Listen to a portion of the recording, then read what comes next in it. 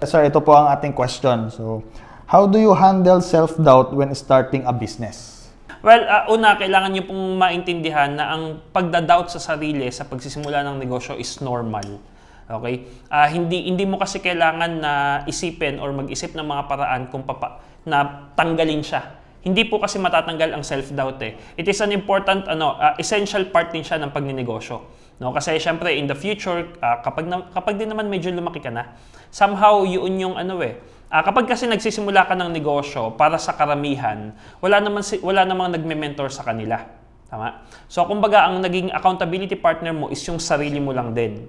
And, syempre, since nasa iyo lahat ng power pagdating sa pagde-decide doon sa negosyo mo, kailangan mo ng someone na magsasabi sa yung i-check mo yung sarili mo na, teka, tama ba itong decision ko? Mali ba itong decision ko? Para saan ba yung mga ginagawa ko na yan? No? Minsan nakakatulong din ang self-doubt pagdating doon. No?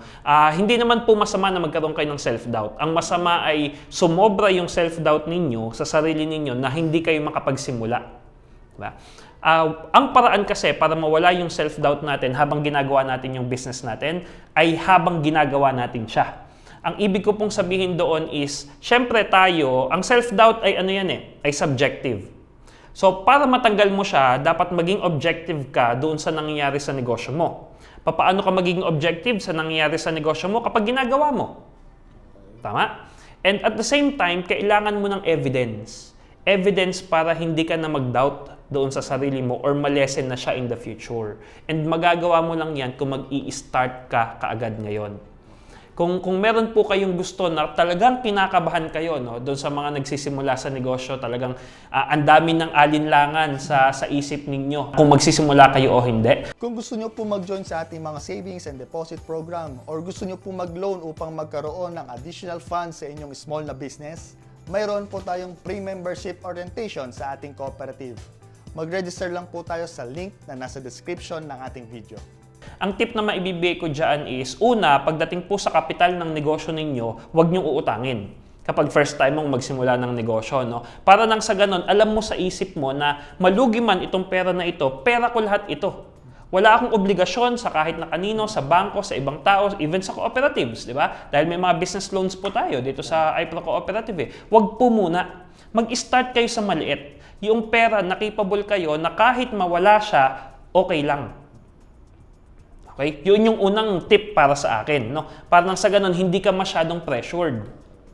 Kasi po, tandaan natin, no? Sa nagsisimula ng negosyo, 5 hanggang 7. 5 hanggang 7 try mo sa pagbibusiness. Diyan mo palang matututunan lahat. Diyan ka palang makakahanap ng parang groove mo. Diyan palang normally, on average, yung nagiging successful pagdating sa mga negosyo. So kung malugi ka sa isa, tandaan mo, by numbers, huwag kang tumingin doon sa self-doubt na subjective. By numbers, malugi ka sa isa, okay lang. May 6 na try ka pa.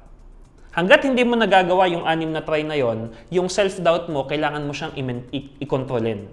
No? So, papaano naman? So, yun yung unang tip, no? Yung pera na pang negosyo mo, wag mong wag mong ilo-loan, wag mong uutangin. Para mawala man, okay lang yun sa'yo.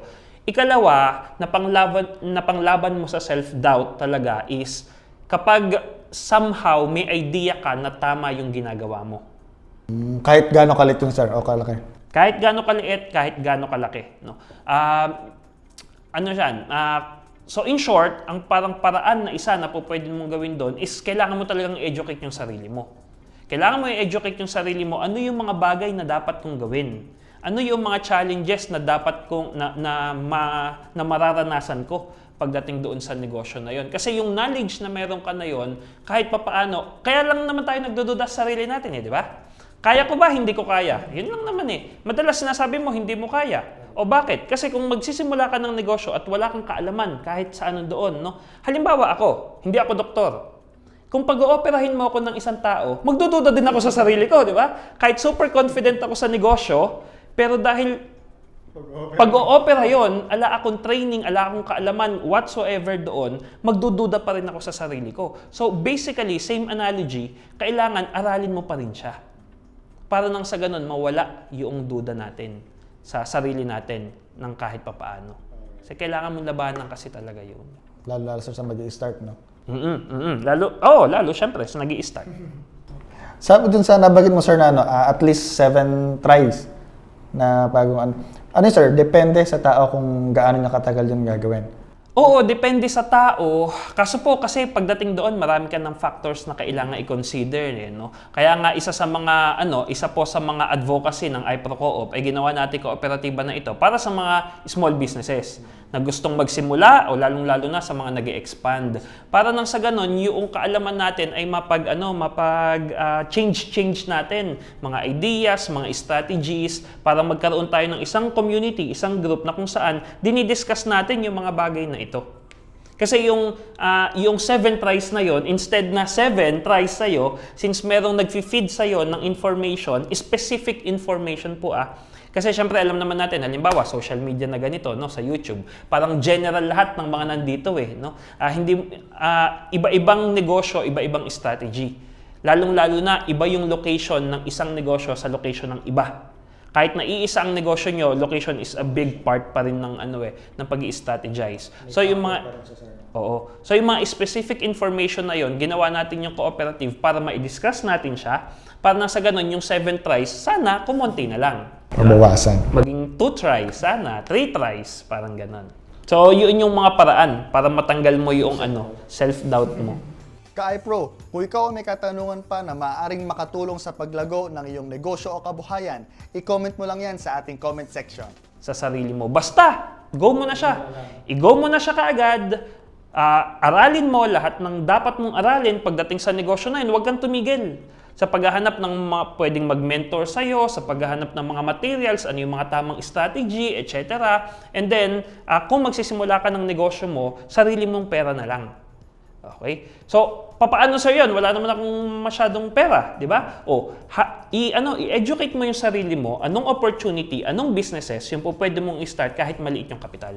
So, kung meron ka lang 5,000, i-start ka doon. Hindi importante kung gaano kalaki ang kapital. Ang importante is yung experience, yung knowledge na magkakaroon ka para mawala yung self-doubt mo.